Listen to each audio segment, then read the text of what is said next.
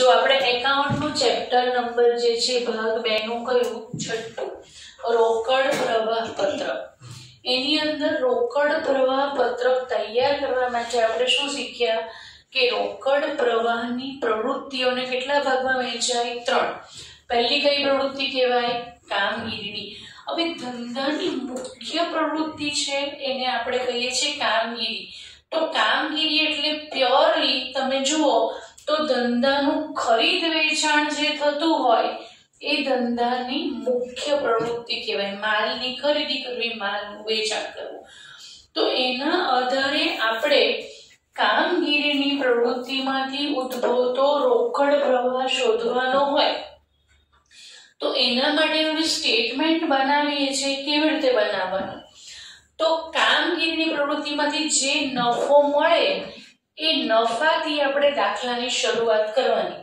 એને આપણે કયો નફો કહીએ છીએ અહીંયા આવક વેરા પહેલાનો નફો બરાબર તો દાખલામાં તમને આવક વેરા પહેલાનો નફો આપ્યો હોય તો એનાથી આપણે દાખલાની શરૂઆત કરવાની ધારો કે નથી આપ્યો તો 2 વર્ષના નફા નુકસાન ખાતાની બાકી આપી હોય તો ગયા વર્ષના અને ચાલુ વર્ષના નફા નુકસાનના ખાતાનો ડિફરન્સ લો તો તમને શું મળે આવક વેરા પહેલાનો નફો તો આ જે નફો આપ્યો છે એની દાખલાની શરૂઆત કરવાની કામગીરી શબ્દ બોલું છું એનો મતલબ પ્યોરલી આની અંદર તમારે ખરીદી વેચાણ એટલે કે વેપાર ખાતામાં અને જો કંપની સ્વરૂપનું એકમ હોય આપણે આજે બનાવીએ છીએ મેનેજમેન્ટ એકાઉન્ટિંગ છે અને કોર્પોરેટ સેક્ટર વાળા જ આ રોકડ પ્રવાહ પત્રક તૈયાર કરે તો વેપાર અને નફા નુકસાનનું પત્રક આપણે એકમાં જ બનાવીએ છીએ જેને આપણે કયા નામથી ઓળખીએ છીએ નફા નુકસાનનું પત્રક તો અહીંયા પહેલો જે પાર્ટ આવશે એમાં તમારે નફા નુકસાનના પત્રકમાં આવતી વિગતો જ લેવાની પાકા સર્વેની કોઈ વિગતમાં જવાનું નહીં બરાબર તો કામગીરીમાંથી ઉદ્ભવતો રોકડ પ્રવાહ શોધવા દાખલો શરૂ ક્યાંથી કરવાનો આવક વેરા પહેલાનો નફો દાખલામાં આપેલો હશે પછી કેટલા સ્ટેપ લેવાના તો અડધું પત્રક આપણે સમજીએ તો એમાં 2 સ્ટેપ ઉમેરો અને બાદ શું ઉમેરવાનું તો બિન રોકડ ખર્ચા ફાળવણી જોગવાઈ અને નાણાકીય ખર્ચા આ તમારે આની અંદર ઉમેરવાના કેમ ઉમેરવાના એ પણ આપણે સમજીએ તો તમે જ્યારે ધંધામાં આ નફો મળ્યો તો આ નફો એ નફા નુકસાનના પત્રકમાં મળ્યો એટલે એમાં તમે કામગીરીના બિન કામગીરીના બધા જ ખર્ચા લખ્યા હોય કામગીરીના ખર્ચા કોને કહીએ છીએ આપણે ગુણોત્તરના ચેપ્ટરમાં શીખી ગયા કામગીરીના ખર્ચા એટલે ઓફિસ ખર્ચા વેચાણ વિતરણ ખર્ચા ઘસારો સિવાય નાણાકીય પડતર તો આ આપણા કયા ખર્ચા કહેવાય કામગીરીના ખર્ચા તો એ સિવાયના જે પણ ખર્ચા તમે લખો છો ચોપડે એ બધા બિન કામગીરીના ખર્ચા કહેવાય દાખલા કે તમે ધંધાના નફામાંથી અનામતમાં પૈસા લઈ ગયા તો અનામતમાં લઈ ગયા તે નફાનો અમુક ભાગ બાજુ પર રાખ્યો એ આપણો કામગીરીનો ખર્ચો છે નથી એટલા માટે તમારે એને એડ બેક કરવાનો ફરીથી ઉમેરવાનો જેથી તમને કામગીરીમાંથી ખરેખર કેટલી કેશ મળી એ જાણવા મળે સમજ્યા એવી જ રીતે બિન રોકડ ખર્ચો તો ઘસારો જે છે ધંધાનો બિન રોકડ ખર્ચ છે રોકડા જતા જ નથી તમે ઘસારાની એન્ટ્રી શું લખો ઘસારા ખાતે ઉધાર તે મિલકત ખાતે જમા તો અહીંયા રોકડની આવક જાવક થતી જ નથી થતી છતાંય ખર્ચો તમે આ નફો શોધતી વખતે બાદ કર્યો છે એટલે એને પાછો ઉમેરો છો તમે જેથી તમને રોકડ પ્રવાહની સાચી માહિતી મળે સમજે ઓકે જોગવાઈ તો જોગવાઈ એ પણ કેવું છે નોન કેશ એન્ટ્રી આપે તમે ઘસારા ફંડમાં પૈસા લઈ જાઓ તો આમ શું કરો નફા નુકસાન ખાતે ઉધાર તે ઘસારા ફંડ ખાતે તો આ જોગવાઈ કરી તમે બરાબર તો આ જોગવાઈમાં અહીંયા કેશ આવી તો જે પણ અકાઉન્ટિંગ એન્ટ્રીમાં કેશ નથી આવતી જે ખર્ચાની એન્ટ્રીઓમાં ટૂંકમાં બધા બિન રોકડ એન્ટ્રી વાળા વ્યવહારો જો તમે ફાળવણી કરો, સામાન્ય અનામતમાં પૈસા લઈ જાઓ તો શું આમદની લખો? નફા નુકસાન ફાળવણી ખાતે ઉધાર તે સામાન્ય અનામત ખાતે. તો અહીંયા બી કેશની એન્ટ્રી નથી આવી. તો આ બધા એવા છે વ્યવહાર, ખાલી નાણાકીય નથી. નાણાકીયમાં કેશ એન્ટ્રી આવે, ડિબેન્ચર પરના વ્યાજ ખાતે ઉધાર તે બેંક ખાતે જમા. પણ આ જે છે એને એકાઉન્ટમાં બિન કામગીરીનો ખર્ચો કહેવાય છે. કેમ બિન કામગીરીનો ખર્ચો કહેવાય? તો આપણા ધંધાનો હેતુ પૈસા ઉછીના લેવાનું નથી, એ મેઇન પર્પસ છે આપણો. આ તો આપણે આપણું ફંડ ફાઇનાન્સ કરવા માટે ડિબેન્ચર બહાર પાડીએ છીએ, તો એને લીધે આપણે વ્યાજ ચૂકવવું પડે. ધંધાના ખરીદ વેચાણ કરવા આપણે વ્યાજ નથી ચૂકવતા ડિબેન્ચર પર. એટલા માટે એને એકાઉન્ટની ભાષામાં નોન ઓપરેટિંગ એક્સપેન્સ કહેવાય છે, જે આપણે કામગીરીની ખર્ચામાં પણ આગળ એક્સક્લુડ કરેલો, તમને યાદ હોય તો. એટલા માટે આપણે એને વાત કરવાનો, એટલે સોરી એડ બેક કરવાનો. સમજ્યા? તો શું ઉમેરવાનું? પહેલું સ્ટેપ, બિન રોકડ ખર્ચા જેવા કે ઘસારો, કોઈ પણ મિલકતના માંડી વાળેલી ભાગડી એટલે માંડી વાળેલી રકમો, જોગવાઈ અને ફાળવણી. ફાળવણી એટલે સામાન્ય અનામતમાં લઈ ગયા, મૂડી અનામતમાં લઈ ગયા, કશું પણ તમે અનામત રાખો છો તો એ પણ ફાળવણી કહેવાય નફાની. સૂચિત ડિવિડન્ડ, તમે ડિવિડન્ડ આપવાના શેર હોલ્ડર્સને, એ પણ તમારું નફામાંથી બાજુ પર સૂચિત ડિવિડન્ડની આમદન શું થાય?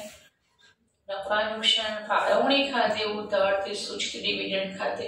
એ તમારી ટૂંકા ગાળાની શું કહેવાય? જોગવાઈ. બરાબર? એટલા માટે આપણે અહીં લખવાનું. ખ્યાલ આવ્યો? પછી નાણાકીય ખર્ચા જે છે તો બિન કામગીરીના કહેવાય, એટલા માટે આપણે એને ઉમેરી દેવાના. તો આટલી વસ્તુ ઉમેરવાની. હવે બાદ શું કરવાનું? તો બાદ કરવાનું બિન કામગીરી આવકો.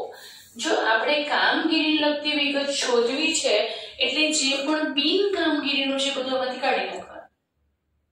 એટલે જે અગાઉ માઇનસ કર્યું હતું તે હવે પ્લસ કરવાનું, જે અગાઉ પ્લસ કરેલું તે હવે શું કરવાનું? માઇનસ. સમજાય છે બરાબર? ઓકે, સ્ટેટમેન્ટ તો તમને આવડે જ છે એટલે હું ફરી નથી લખતી. હું કયું ક્યાં લખવાનું એકદમ ક્લિયર કરું છું કોન્સેપ્ટ.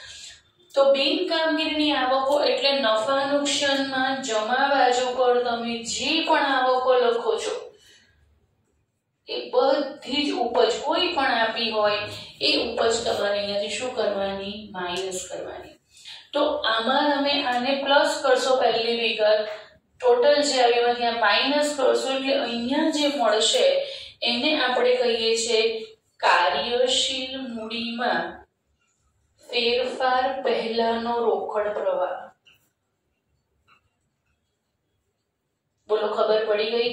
તો અહીંયા આપણે શું લીધા? ખાલી ખર્ચા ઉમેરવાના અને ઉપજો શું કરવાની? માઇનસ કરવાની.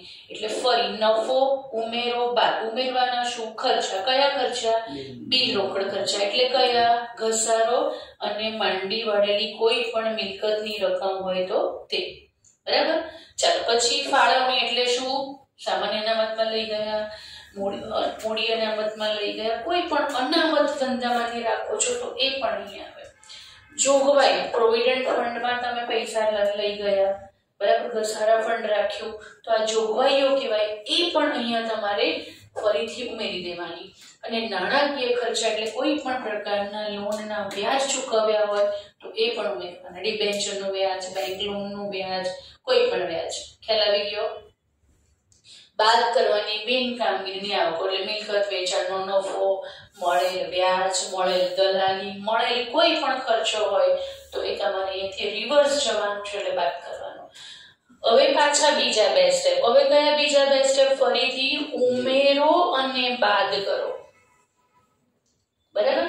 હવે આપણા જે વાર્ષિક હિસાબો છે એમાં આપણે બે વસ્તુ એઝ્યુમ કરીએ. આ નફા નુકસાનનું પત્રક છે અને આ જે આપણું છે એ છે કંપનીની વાત કરું છું, પાકું સરવૈયું. બરાબર? પણ હું તમને અત્યારે આડું સમજાવું છું. અહીંયા તમારી મૂડી અને અનામત આવે પહેલા ભાગમાં, બીજા ભાગમાં દેવા અને શું આવે? જોગવાઈ. અહીંયા શું આવે? બિન ચાલુ મિલકતો અને નીચે શું આવે? ચાલુ મિલકતો. એ જ રીતે જો આપણે દેવાની વાત કરીએ તો દેવાના પાછા કેટલા ભાગ પડે? 2.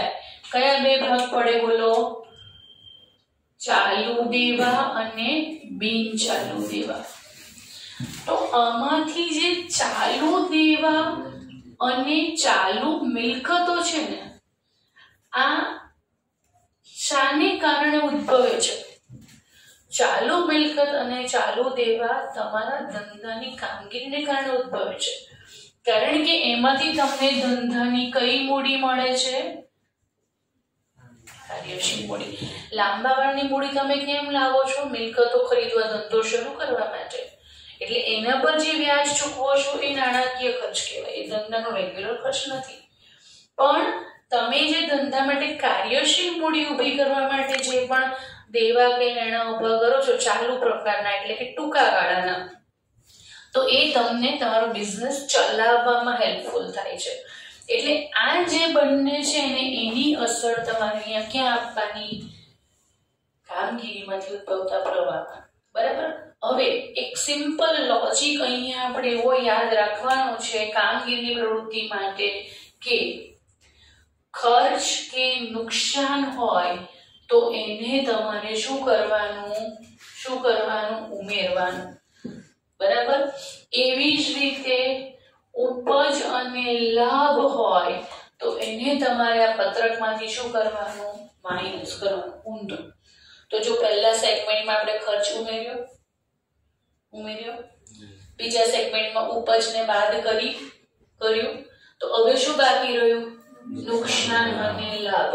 તો નુકસાન ક્યારે થાય આપણને? તો નુકસાન જે થાય તે તમારે ઉમેરવાનું.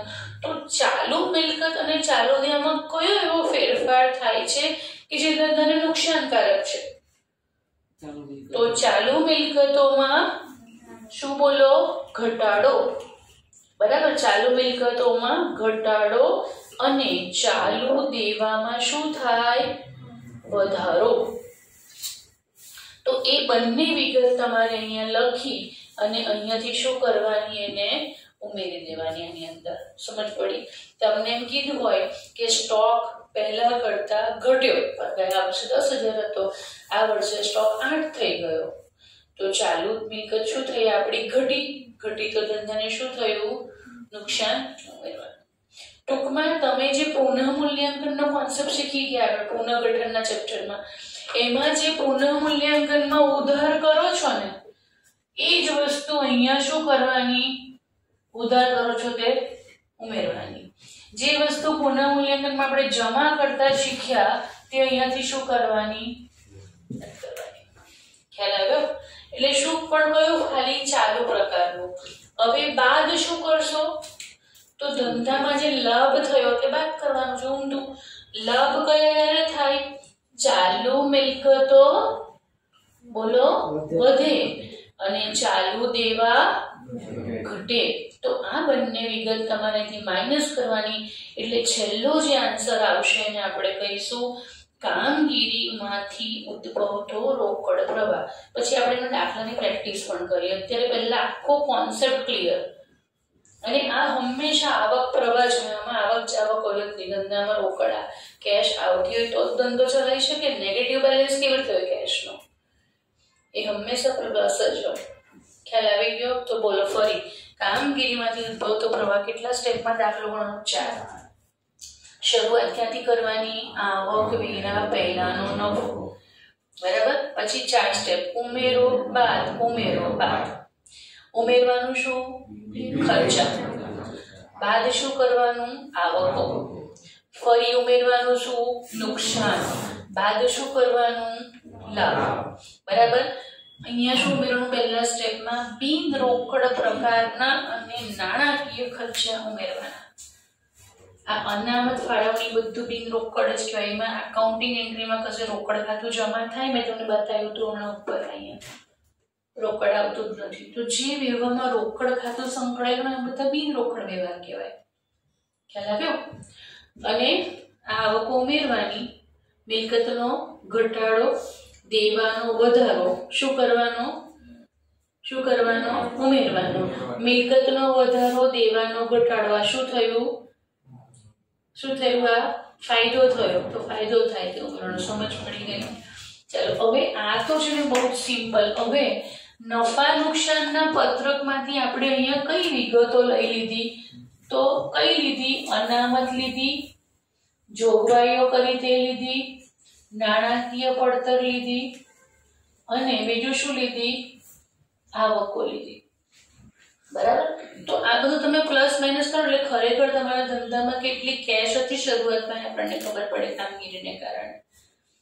ઓકે, ચાલો હવે નાણાકીય પ્રવૃત્તિ એટલે હવે આપણે શું લેવાનું? જુઓ, આ અનામતને પણ લઈ લીધી આપણે.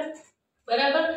એવી જ રીતે આ મૂડીને લગતી જે પણ વિગતો છે ને એ તમારો કયું પત્રક બનાવે છે? નાણાકીય પ્રવૃત્તિનું પત્રક.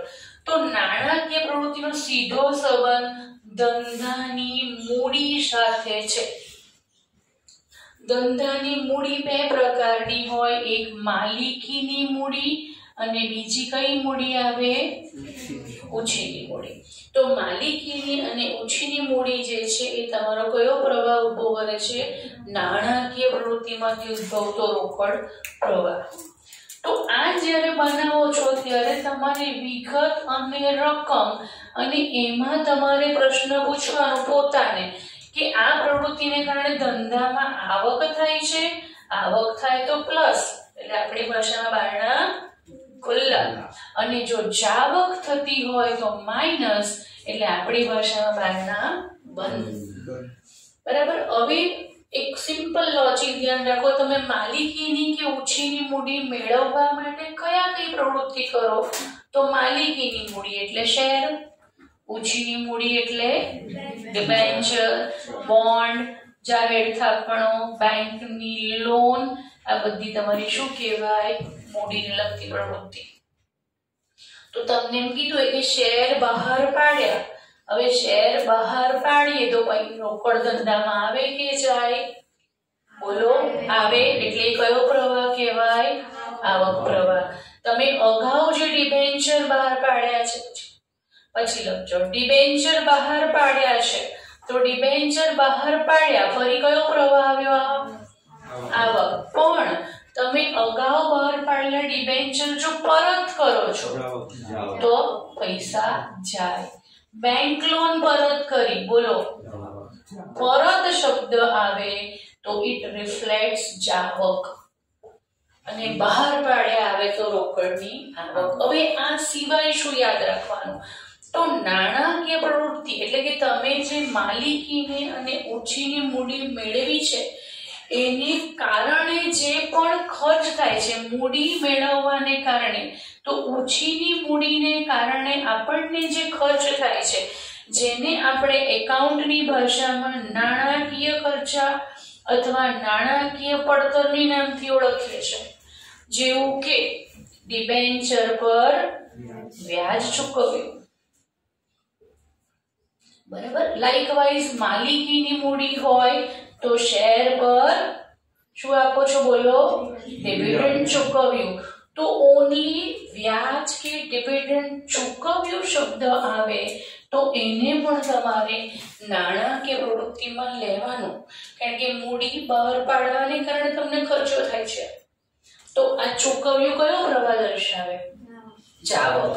તો એને પણ તમારે જાવક એટલે શેમાં લેવાનું? કાઉન્સમાં. અને આવી રીતે આવક જાવક લખીને છેલ્લો આન્સર શોધવાનો. જો પ્લસમાં આવે તો આવક પ્રવાહ મળે, જો માઇનસમાં આન્સર આવે તો કયો પ્રવાહ મળે? જાવક. તો આ છેલ્લો જે જવાબ આવે એ તમને મળે નાણાકીય પ્રવૃત્તિમાંથી ઉદ્ભવતો આવક અથવા જાવક પ્રવાહ. ડિપેન્ડ ઓન ધ આન્સર તમારે અહીંયા લખવાનું. તો આમાં આટલું જ આવે. મૂડી બહાર પાડવાને કારણે આવક જાવક થઈ તે. મૂડી એટલે શેર અને ડિબેન્ચર, બેંક લોન, જાહેર થાપણો, બોન્ડ. આ બધું ધંધાની મૂડી દર્શાવે છે, લાંબા ગાળા માટે મળેલી રકમો. અને એને કારણે જે વ્યાજ કે ડિવિડન્ડ ચૂકવો છો એ તમારા કયા ખર્ચા કહેવાય? નાણાકીય વૃદ્ધિમાં. એક નવો સવાલ પૂછો. બાયંદરી દલાલને કમિશન આપ્યું. What do you mean by બાયંદરી દલાલ? દલાલ છે ફિક્સ. પીએમ ભણી ગયા છો. બાયંદરીના કરાર અંડરરાઇટિંગ એગ્રીમેન્ટ્સ. તો સમજાઈ દઉં છું. બાયંતરી દલાલ એટલે કે એવી વ્યક્તિ, તમે જ્યારે કોઈ પણ કંપની શેર બહાર પાડતી હોય, બરાબર, અને જો એને 90% જેટલું શેરનું ભરણું ના મળે તો કંપની પોતાનો ધંધો શરૂ કરી શકતી નથી, બરાબર. તો આવા સંજોગોમાં કંપનીઓ શું કરે? મોટા મોટા શેર બ્રોકર્સ હોય કે બેંક કે બીજી સંસ્થા જોડે બાંહેધરીના કરાર કરે. ઇન કેસ ઓફ જો લઘુત્તમ ભરણું નથી મળતું તો પૂરતી રકમના શેર આ કંપનીઓ ખરીદી લે તમારા. સપોઝ મેં બહાર પાડ્યા શેર, 100 રૂપિયાના શેર બહાર પાડ્યા, મારી પાસે 80 રૂપિયા માટે અરજી આવી, મને 10 રૂપિયા ખૂટે છે. 10 ખૂટે છે તો I can not start the company.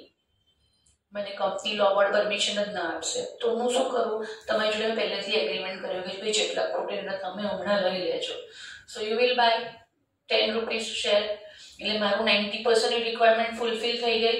તો એ તમે ખરીદ્યા, મને સપોર્ટ કરવા ખરીદ્યા, તમે ઇન્વેસ્ટર નથી, સમજ્યા? તો મારે તમને બદલામાં જે કમિશન આપવું પડે એને શું કહેવાય?